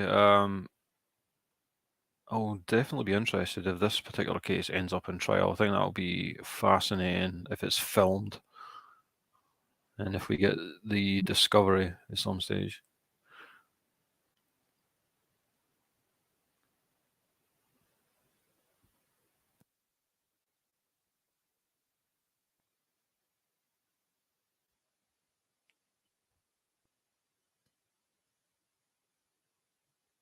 And for anyone that's here that didn't see the article that I was putting out earlier, this is the article with the most information that I've found, and it's from a local outlet, the Orlando Sentinel, and they've got information in there that wasn't in any of the other articles I've seen.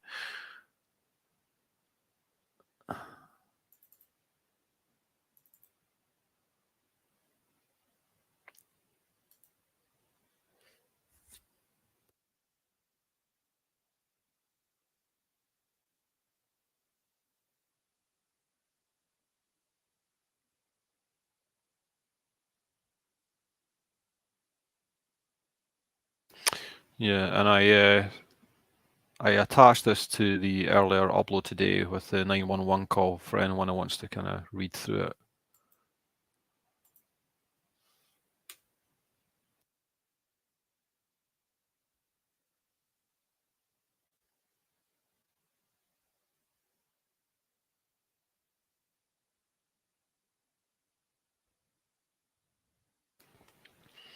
Oh, was that something related to Madeleine McCann, or an issue like that, Crystal?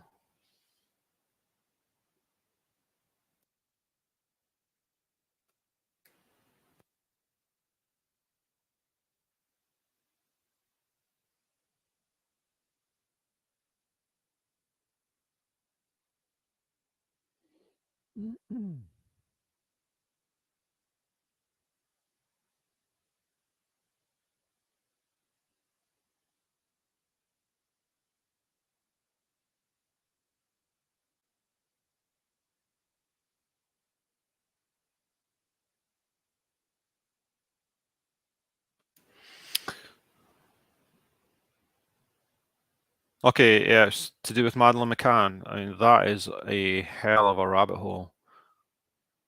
I mean, you could spend so many hours looking into that, and still come back to your initial starting point. It's a hell of an interesting case, though.